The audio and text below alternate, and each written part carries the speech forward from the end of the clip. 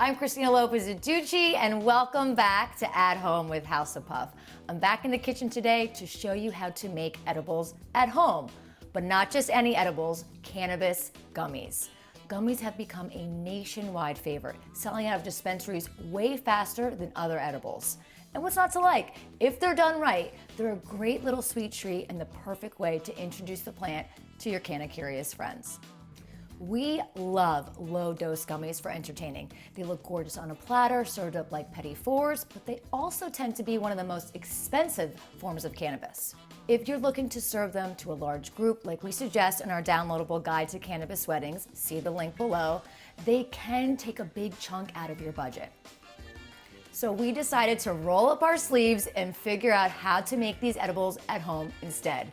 I'm not gonna lie, I was a little daunted, so my biggest surprise was how incredibly easy these are to make. I mean, like literally crazy easy. Once you have everything, this recipe literally takes only about 20 minutes from start to finish. And it makes absolutely delicious gummies with the perfect texture and not a hint of weed taste. In years before online shopping, I think it would have been impossible for most of us to make good gummies at home. But now, anyone can do it. That's because it turns out that great cannabis gummies are all about buying the right ingredients and putting them together with very specific techniques. Not that those techniques are hard, I'm telling you, you might not want to ever buy gummies again. So let's get started. Even more than baking, candy making takes very precise measurements. So we've given them to you mainly in grams. To measure out your ingredients, just put a piece of wax paper on your scale and spoon or pour the ingredients onto it until you have the precise amount. Your equipment will vary according to your batch size. Today, I'm just going to make a small batch of 32. Also, because I have small children, I want to be careful they're not confused with candy. So I just got very simple molds that make rectangular gummies instead of bears or something else, but you can find almost any shape. Here's step one. Prepare your gelatin. Sheet gelatin comes in different bloom strengths. The higher the strength, the stiffer your gummies will be.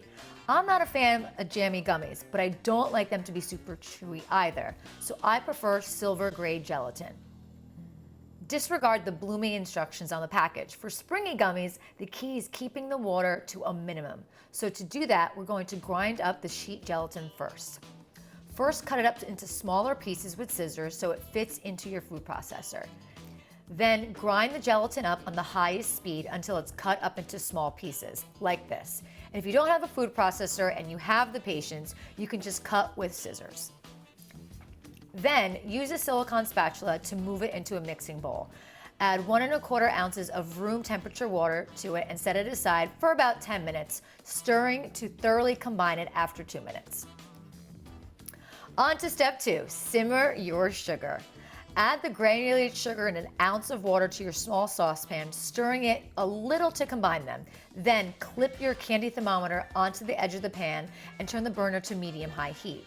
The thermometer is a must because how hot you cook the sugar will determine the texture of gummies.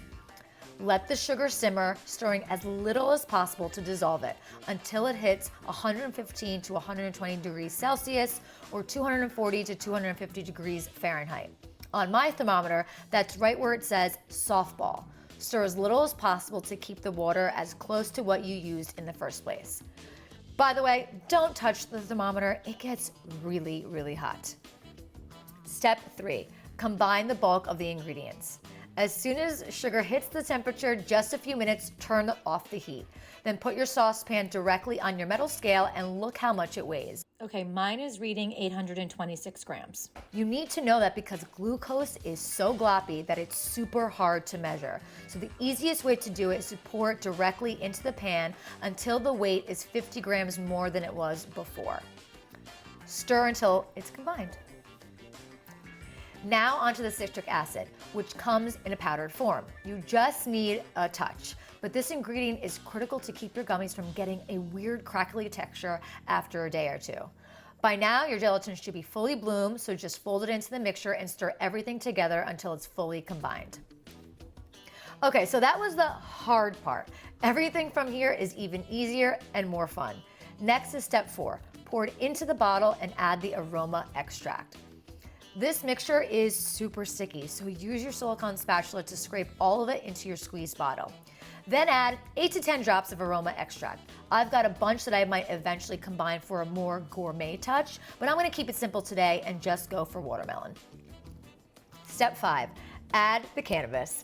For other edibles, I use canna butter or homemade cannabis oil, but especially when I'm making gummies to serve as hors d'oeuvres, I use a high potency oil concentrate that doesn't have a lot of terpenes. That way, all my guests will taste is watermelon and not weed. To figure out how much to use, multiply the amount of gummies you're making by the milligrams you want in each gummy. With edibles, we always suggest only a 5 mg dose, which the canna nervous can always cut in half. Unfortunately, figuring out dosing takes some math, and it will also depend on the strength of your cannabis oil and the size of your molds. And the first time, if you don't know the exact size of your molds like me, you might get the dosing slightly off, like 4 mgs instead of 5 mgs. But I promise it's not bad. First, multiply the amount of gummies you're making by the dosage you want. I'm making 32 gummies with 5 mgs of THC in each, so I need a total of 160 mgs. Look on the label of your cannabis oil at the milligrams per milliliter.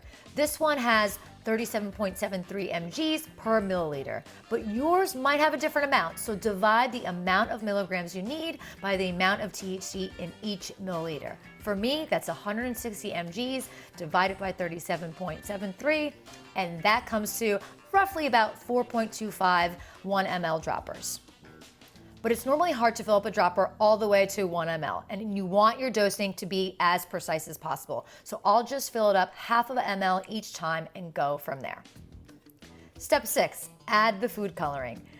Next, add food coloring until you get a color you like. 1 to 3 drops could be enough for a batch this small. For watermelon gummies, I'm using pink, Natch. Now just screw the top of the squeeze bottle on tight and make sure the tip is on it. Hold the tip on to make sure it doesn't fly off, and then shake it really well to make sure the final ingredients are thoroughly combined with the rest. Step 7, squeeze the mixture into your mold. If you're making a big batch of gummies with different colors and flavors, it'll be critical to keep your squeeze bottles warm. Otherwise, the mixture will start to set in the bottles. That's easy, just fill up an ice bucket or a bin with enough hot water to submerge about halfway up to the bottles. That'll keep them warm enough. Since I'm making a small batch, I can keep going. This only takes about 30 seconds. Put your mold on a plate so it doesn't flop around when you transfer it to the fridge. Then squeeze enough mixture into each part of the mold to fill it up. The first time you make these, you might find the mixture fills up a few more molds than you calculated for. Like for the first time I did it, I thought the mixture would make 24 gummies instead of 32. That just meant that my first batch was a little weaker than I wanted, but no big deal. See how easy that was? Now pop them into the fridge overnight. When they come out, they'll be perfectly set, and it's time for the final step. Step 8, coat your gummies in sugar.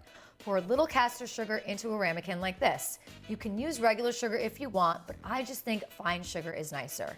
Then flex the mold around a single gummy until it pops out. Drop it in sugar, roll it around until it's completely coated, and voila, gorgeous. You can plate them right away or just put them in a Ziploc, or to store them for an event, you can put them on sheets of wax paper in an airtight plastic container. To make them last as long as possible, keep them in the fridge. And that is it. Now you know how to make great tasting, well-dosed gummies for any occasion. Of course, please don't forget to like, comment, and subscribe. We really appreciate everything you share with us, and we'll see you next time on At Home with House of Puff.